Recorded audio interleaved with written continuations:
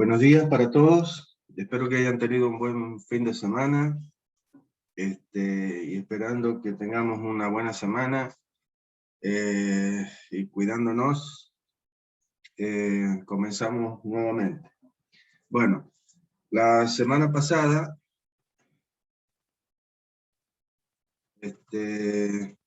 vimos el tema de grados de libertad de un mecanismo. Y vimos las ecuaciones que nos dio Gröbler y que pues después fue modificada por Kurzweil. Una modificación simple, muy simple, que tenía que ver con el hecho de que Gröbler reunía a las juntas completas y a las semijuntas en un solo término, J, lo cual nos complicaba en cuanto al conteo de las juntas, porque a las juntas completas las podíamos considerar enteras y a las semijuntas como un medio, por el hecho que son semijuntas. Kurzweil, para evitar esta complicación, es que abre esta situación considerando a las juntas completas dentro de la ecuación con un término que es J1, 2J1, y a las semijuntas con otro término que es J2. Y de esa manera las vamos contando como en forma completa. Bueno, lo pudimos hacer para el ejemplo, y para este par de ejemplos esquemáticos y que la única función a cumplir era aplicar la ecuación de los grados de libertad de Kurzweil. Vimos que el mecanismo de la izquierda realmente no es un mecanismo, sino es una estructura, porque no tiene grados de libertad. Vimos cómo ir leyendo, definiendo los grados de libertad que permiten una junta, considerando diadas, es decir, acuérdense, si yo quiero, por ejemplo, determinar qué tipo de junta es la que hay entre el eslabón 1, que es el bastidor, y el eslabón 2, lo que hago es desconectar esa diada, formada por, acuérdense que una diada es un grupo, un conjunto de dos eslabones unidos a través de una junta. Entonces, yo lo que hacemos es separar estos dos eslabones del resto, mentalmente, por supuesto, y vemos qué posibilidades de movimiento tiene un eslabón respecto del otro, haciendo a uno bastidor. En este caso el 1 es bastidor, ya es bastidor, así que no necesitamos hacerlo bastidor. Entonces, ¿qué va a pasar con el 2? Al estar unido con una junta pasador con el 1, y que esta junta no va a permitir que el cuerpo se desplace ni en la dirección del eje de las X, ni en la dirección del eje de las Y. La única que va a haber es la posibilidad de rotar de este cuerpo respecto del bastidor. Por lo tanto, esta junta le restringe 2 grados de libertad y le permite uno solo, un grado de libertad rotacional. Lo mismo pasaría si tomamos el eslabón 2 y el 4. Entonces, esos dos eslabones, vuelvo a repetir, mentalmente los separamos del resto, hacemos al eslabón 2 bastidor, y vemos qué movimiento puede hacer el 4 respecto al 2, debido a la junta que lo está uniendo. En ese caso pasa lo mismo. Si 2 es un bastidor, estará fijo al sistema de referencia por lo tanto no podrá moverse ni en X, ni en X, ni en Y, el 4. ¿Qué podrá hacer? Y solamente rotar. Entonces, esto también configura una junta de pasador de rotación. Vámonos a esta, que es la junta entre el cuerpo 3 y la bancada, o sea, el bastidor.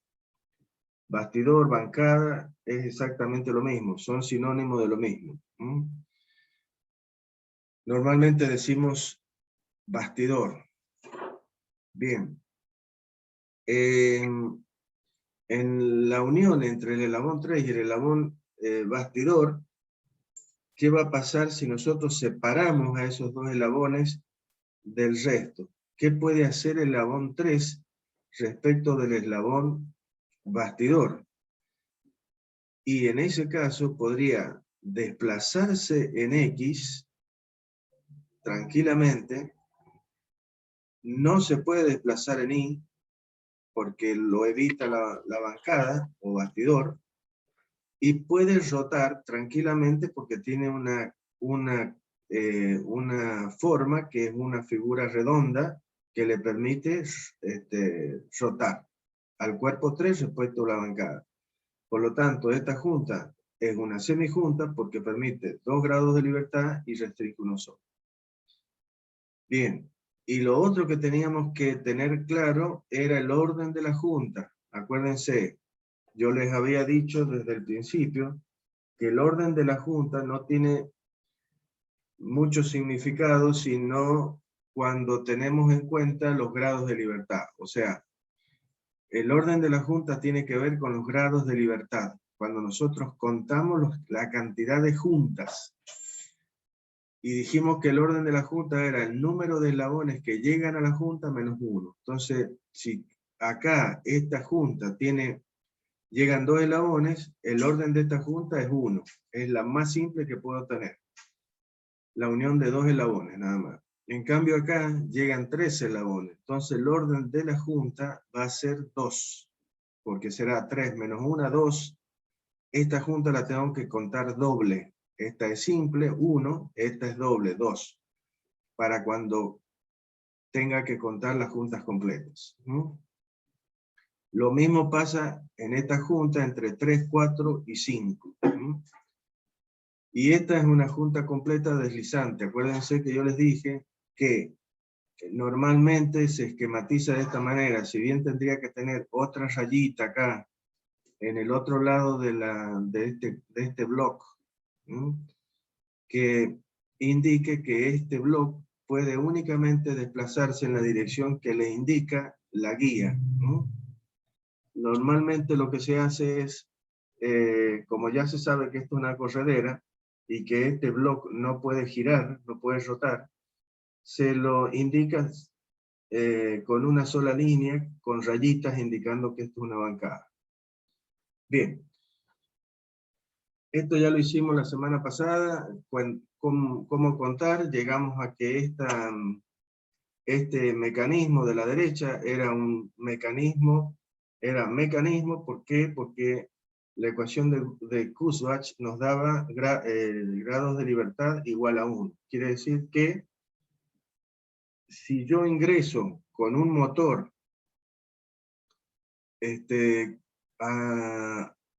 adherido, digamos, que mueve a la barra 2 de entrada, con una determinada velocidad angular omega, vamos a tener una salida que posiblemente sea el movimiento de este pistón o corredera desplazándose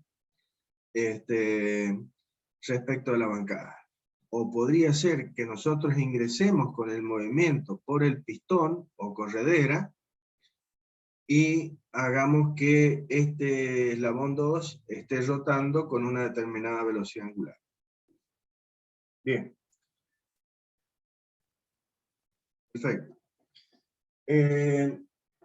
Las posibilidades que tenemos de que un sistema de eslabones, o sea, de juntas y eslabones que conforman una cadena cinemáticas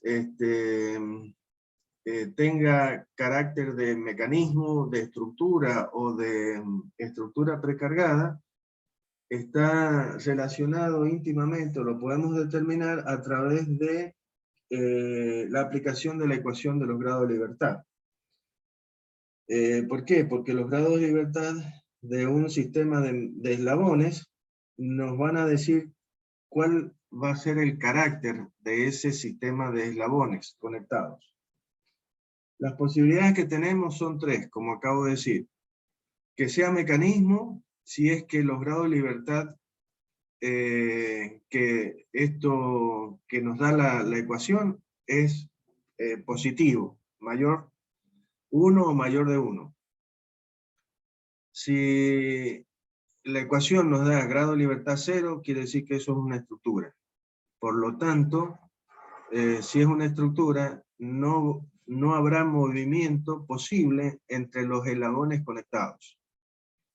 En el caso del anterior, de mecanismo, si tenemos grado de libertad igual a 1, o positivo, 2, 3, 4, 5, entonces sí vamos a tener posibilidad de movimiento entre los eslabones conectados.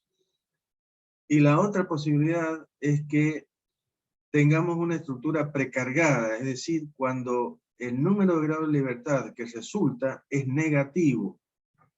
En ese caso, se dice que tendremos una estructura precargada. Y no solamente que no va a haber movimiento entre los eslabones conectados, movimiento posible entre los movimientos conectados, sino que además vamos a tener que nos van a aparecer tensiones dentro de esa estructura, básicamente. Ahí tenemos la ecuación de Gröbler, o de Kurzbach, mejor dicho, aplicada a cada uno de los casos. En el primero, que ya lo hemos presentado, el mecanismo de 4 eslabones que se denomina cuadrilátero articulado. Y es el mecanismo que nos va a tener a partir de ahora ocupados en determinar mecanismos que estén conformados pura y exclusivamente por 4 eslabones y lograr controlar movimientos a través de únicamente 4 eslabones, ¿no? Por su simplicidad, básicamente. Entonces, si aplicamos la ecuación de Kurzbach, como ustedes ven, tenemos 4 eslabones donde hay un bastidor, tenemos 4 juntas completas, que son cada una de las articulaciones de los eslabones entre sí. Tenemos 4 eslabones, vamos a tener 4 juntas. Todas son completas si usamos el concepto que les acabo de recordar, de hacer de a pares, diadas, y ver la junta que une esa diada, qué posibilidades de movimiento o qué movimiento restringe. Y de esa manera determinar el tipo de junta. Bueno, como vemos, tenemos 4 juntas completas, no tenemos ninguna junta semijunta, por lo tanto los grados de libertad, que son 3 por 3, 9, menos 8, 1. Este cuadrilátero articulado, que se los presento como el mecanismo más simple y, como ya vamos a ver, el mecanismo más versátil y que nos da las mayores posibilidades de control de movimiento, básicamente. Bien. En el caso de la estructura del centro, que es una estructura, se ha formado un triángulo básicamente. Lo que pasa con esto es que los grados de libertad, como indica abajo, tenemos 3 eslabones, tenemos 3 juntas completas, y eso no tenemos ninguna semijunta, como es claro. Por lo tanto, la ecuación de los grados de libertad nos da 0. Quiere decir que no tendríamos posibilidades de movimiento posible entre los eslabones conectados. o sea, esto es un triángulo, y un triángulo es una estructura. Si las juntas que los unen a los eslabones son juntas completas. Ya vamos a ver que si no son juntas completas, va a haber alguna modificación. Cuidado con esto. En este caso, se dice que esta estructura, si los grados de libertad son 0, quiere decir que es una estructura isostática. Es una estructura simple. ¿Por qué? Y porque si ustedes, ¿cómo conformarían el triángulo? Por ejemplo, uniríamos primeramente los dos eslabones al bastidor a través de unirlos a través de sus nodos con un par de tornillos. O sea, uno al eslabón 2 con el bastidor con un tornillo y al 4 con el bastidor con otro tornillo. Luego uno los dos eslabones, 2 y 4, con otro tornillo entre sí. Esta acción de unir a los dos eslabones, 2 y 4, entre sí con un tornillo, como ustedes verán y como deben ver, o sea, se deben dar cuenta, perdón, no nos va a insumir ningún esfuerzo, porque es cuestión de hacer coincidir los dos agujeros, los dos nodos, y enhebrar el tornillo o perno, y no va a pasar absolutamente nada. O sea, no nos va a costar hacer esa acción. Y la estructura va a quedar unida sin ningún problema. Esto es equivalente a tener una estructura dentro de lo que sería la ingeniería civil, una estructura simplemente apoyada, o sea, una viga apoyada en sus dos extremos, sin empotramientos. Si se acuerdan de lo que era resistencia de materiales. Y en el caso de la derecha, que es el caso de dos eslabones conectados, donde uno de ellos es bastidor, fíjense que siempre tengo un eslabón que es bastidor. En este caso yo tengo un eslabón binario recto y un eslabón binario curvo. ¿Qué pasa en este caso? En la unión de estos dos eslabones. Si ustedes quieren unir a estos dos eslabones entre sí, ¿qué van a hacer? Y van a unir primeramente los nodos correspondientes de uno de los extremos de ambos eslabones, lo cual no significará ningún esfuerzo, será, como les digo, hacer coincidir los dos agujeros, ponerlos concéntricos y enhebrarlos con un tornillo. Pero cuando ustedes vayan a enhebrar el segundo extremo, el otro extremo, y se van a encontrar con que no va a ser tan sencillo. ¿Y por qué no va a ser tan sencillo? Y porque va a pasar que los agujeros de los extremos de ambos eslabones no van a coincidir. No van a coincidir. Por lo tanto, para que ustedes puedan hacerlos coincidir a ambos agujeros, van a tener que hacer una fuerza sobre uno de los eslabones, que lógicamente va a ser el eslabón curvo, que va a ser más simple de deformar, y de esa manera hacer que los dos agujeros coincidan, y poder enhebrar el tornillo y unir a los dos eslabones por el segundo extremo. ¿Qué pasó cuando le hice una fuerza y que esa pieza quedó precargada, pretensada?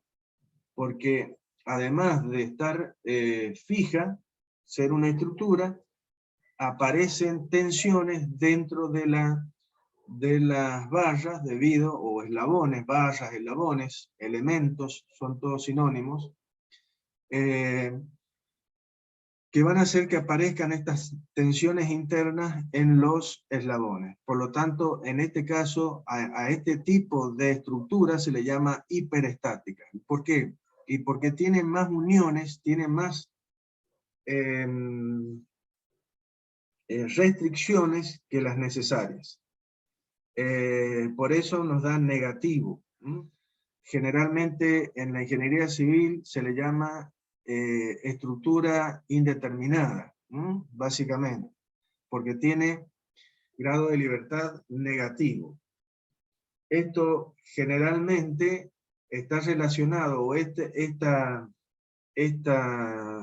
caso que estamos viendo, tiene su equivalencia en la ingeniería civil con una viga que está empotrada, quiere decir que está agarrada a ambos lados, y no le permite ningún tipo de, tiene más agarres, más restricciones que las necesarias.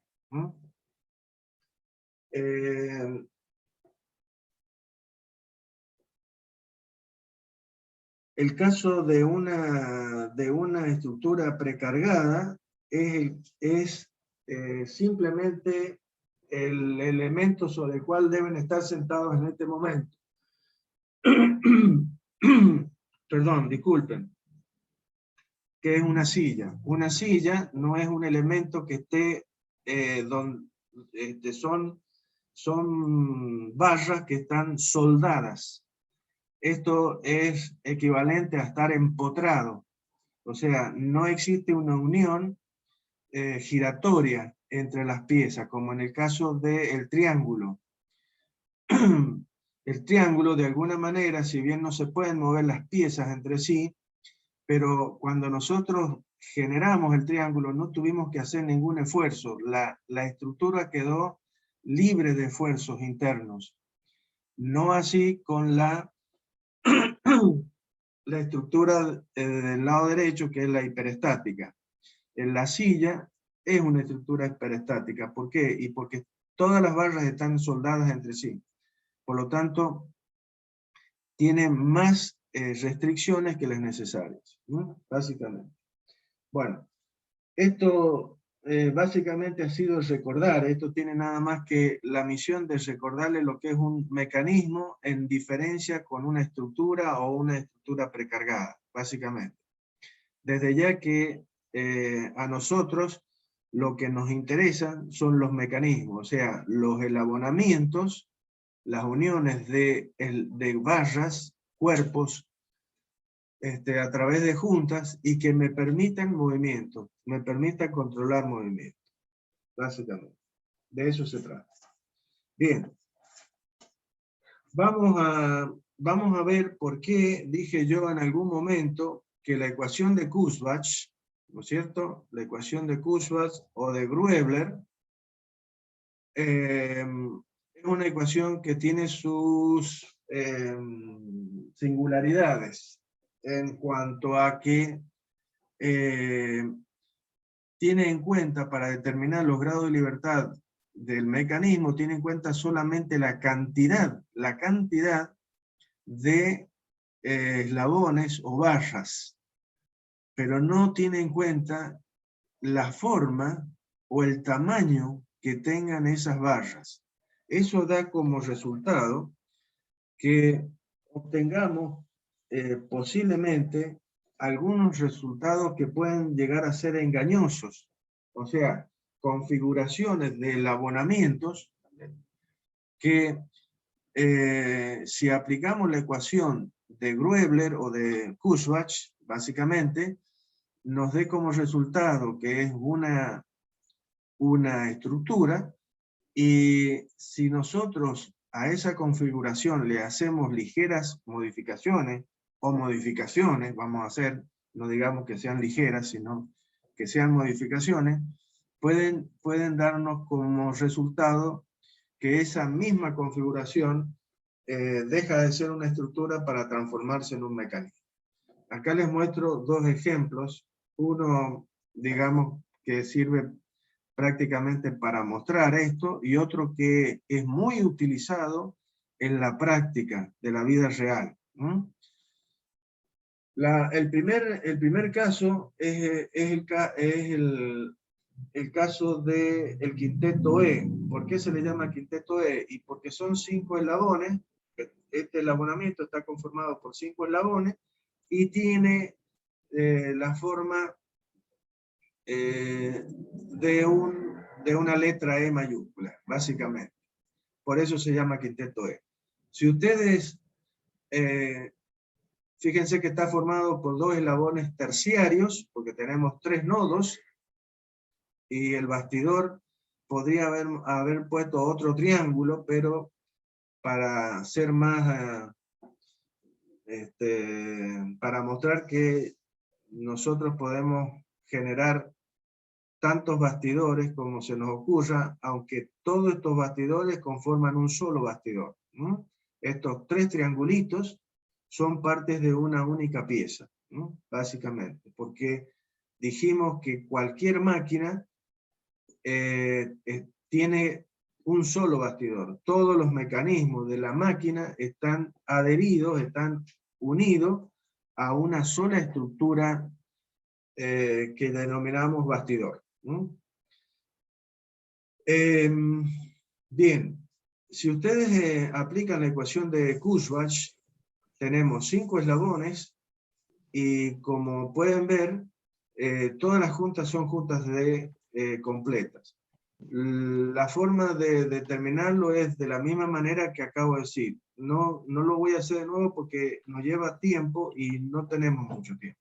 Entonces, ustedes háganlo de la misma forma y determinen la cantidad de grados de libertad. Como vemos, tenemos 1, 2, 3, 4, 5, 6 juntas completas. 6 juntas por 2 grados de libertad que restringen cada junta, son 12 grados de libertad que restringen estas 6 juntas. Por otro lado, tendríamos 5 eslabones, menos 1, que es el bastidor, 4 eslabones, que sueltos en el plano tendrían 12 grados de libertad. Por lo tanto, 12 menos 12 será 0. Esta pieza, este eslabonamiento, con esta configuración, es una estructura. Pero ¿qué pasa si a este quinteto E le hago una modificación? Y a este eslabón binario, ternario, en vez de que sea un triángulo, sea una barra. Una barra recta con agujeros con agujeros que están a una determinada distancia, y el otro eslabón ternario, que sería el bastidor, que son 3 eslabones, son 3 juntas, las coloco de tal manera que estén a la misma distancia que están los nodos del otro eslabón ternario. Además, los eslabones binarios que teníamos que iban uniendo al ternario con el bastidor, los vamos a hacer de la misma longitud, y están en forma paralela. Si ustedes realizan un movimiento sobre cualquiera de los binarios, van a ver que este mecanismo no es una estructura, sino que va a poder moverse y van a poder girar tranquilamente. Porque, como ya vamos a ver, esto conforma un cuadrilátero del tipo especial, que es el caso de un paralelogramo. Entonces, este mecanismo, apenas nosotros giremos cualquiera de los eslabones binarios, vamos a generar movimiento. Por lo tanto, si bien los grados de libertad, aplicamos la ecuación de Gröbler o de Kurzbach a este mecanismo, nos va a dar que es 0, que es una estructura. Pero si nosotros trabajamos sobre las longitudes y sobre la forma de los eslabones, logramos que esa configuración sea un mecanismo. Lo mismo pasa con el mecanismo, porque es un mecanismo de la parte inferior, que son 2 ruedas. Disculpe, profe, no se le escucha muy bien. ¿Hola? ¿No se me escucha bien? Es que hay otro micrófono que está prendido. Por favor, a los demás alumnos, por favor, muteen los micrófonos, que no ingrese sonido de otro lugar, por favor, para que no haya problema.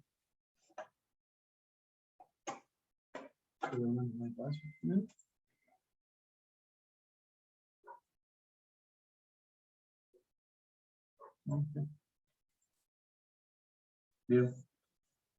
Bien. Entonces, tenemos un sistema de tres eslabones. Cuando hago esta pregunta, yo generalmente me dicen 2 eslabones, porque ven 2 ruedas, y se olvidan siempre de estos 2 triangulitos que indican al bastidor. O sea, no se olviden que para que exista un mecanismo tiene que haber un eslabón que tenga todo su grado de libertad restringido. O sea, que tenga 0 grado de libertad, que son el bastidor, que en este caso está representado por estos 2 triángulos, que son los centros, a su vez los centros de rotación de cada una de estas ruedas, de la izquierda y de la derecha. Entonces, a esto, como ya vamos a ver más adelante, se le llama ruedas de fricción. Básicamente yo voy a impulsar a una de estas ruedas, cualquiera de las 2, con un motor, y voy a transmitir el movimiento a la otra rueda, que es la conductora, la conducida. La que es movida por el motor se denomina conductora, y la que recibe el movimiento es la conducida. Esta unión entre las 2 ruedas es a través de una junta, es por la presión que nosotros generamos en la superficie de ambas ruedas, de tal manera que esa presión, como vamos a ver, genera una fuerza de fricción que intentamos que sea alta. ¿Para qué? Para que esta rueda conducida solamente rote y no pueda deslizar respecto de la otra. Si eso es así, por lo que hemos dicho antes, esta junta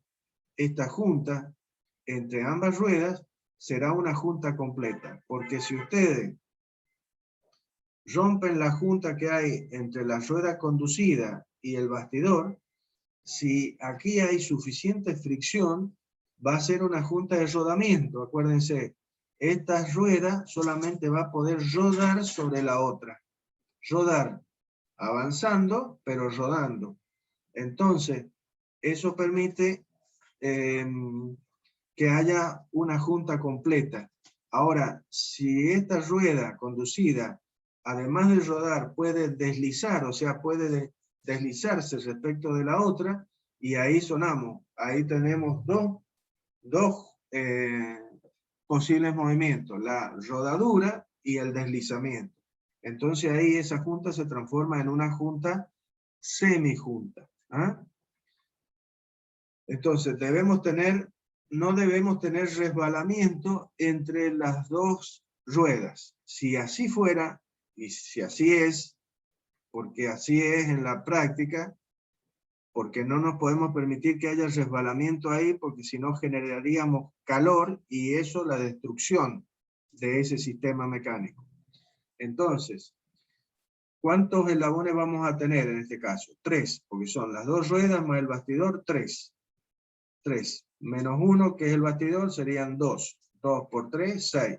6 grados de libertad que tendrían estos eslabones sueltos en el plano. Pero como están unidos, a ver, ¿cuántas juntas tenemos?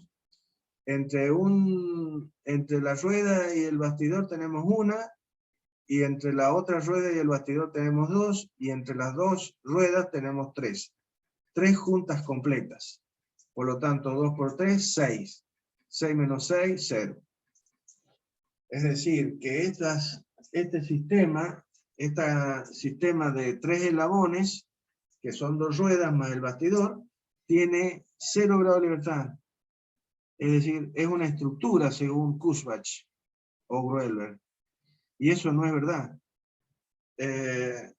porque si yo muevo una de las ruedas, la otra se va a mover. Es un mecanismo archiconocido las ruedas de fricción.